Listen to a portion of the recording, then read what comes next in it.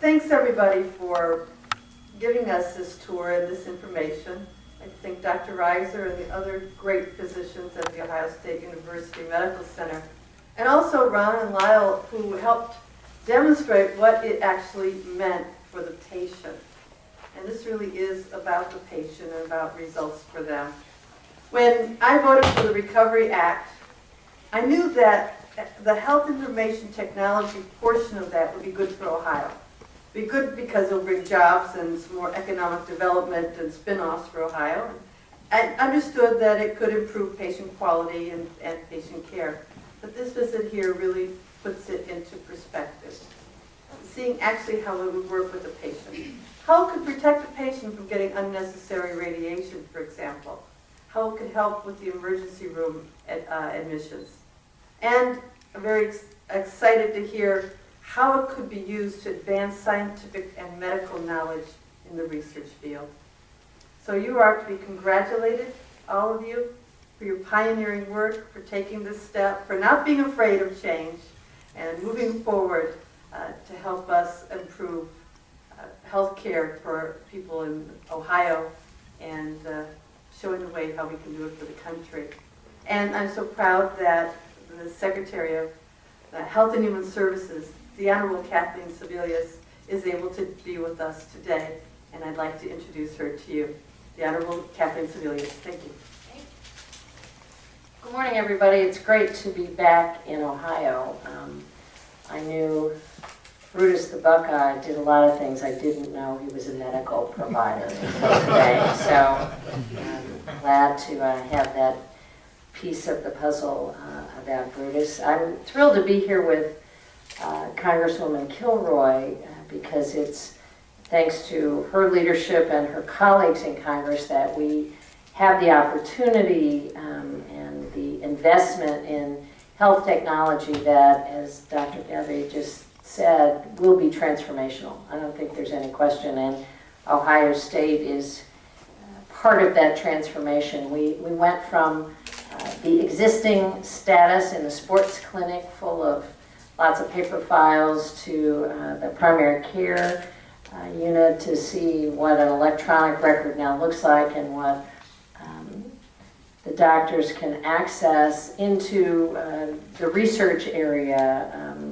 with the cancer unit to talk about not only individualized patient care, but the kind of research that could be shared across the country, which is now really not very available to practicing physicians. And I don't think there's any question it helps doctors be better doctors. It will help patients get better care, but also cut down on the amount of time and energy that medical providers now spend either filling out forms to try and get paid from third-party payers or filling out forms for their patients and trying to keep up with medical work. And like Dr. Gabby just said, if I have one more clipboard handed to me to fill out information once again on who I am and where I live and what my medical needs may or may not be.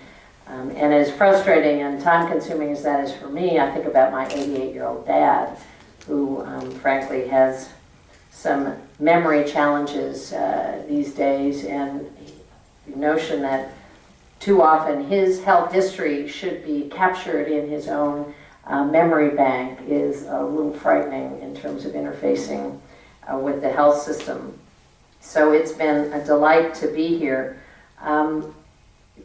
With me today is the head of the National Coordinator for Health Information Technology, Dr. David Blumenthal. And Dr. Blumenthal, as he likes to remind people, isn't in his job because he's a skilled computer geek. He is in the job because he is a longtime primary care doc and understands from a medical practitioner's point of view how electronic records can be used to make improve the medical care delivered to patients. He's used a medical record for 10 years in his Boston practice, and so as we begin to develop in our office the standards and platform for interoperability to try and develop the terms and technology that will help both doctors and hospitals come into the 21st century. I think having a practicing physician leading that effort is enormously helpful. Yesterday, we announced that the first wave of investments are now available. $1.2 billion in grant money, which will go to primarily two areas. One, helping doctors and hospitals adopt healthcare records with setting up a support system throughout the nation that they can call on for help and support, and a new health information exchange primarily run at the state level that will look at issues. So here in Ohio, even when Ohio State gets their electronic records up and running, you'll be able to communicate across the state and hopefully very quickly across the country with that. This is part of the significant investment of the Recovery Act, and I think will make an enormous change in delivering higher quality health care to all Americans.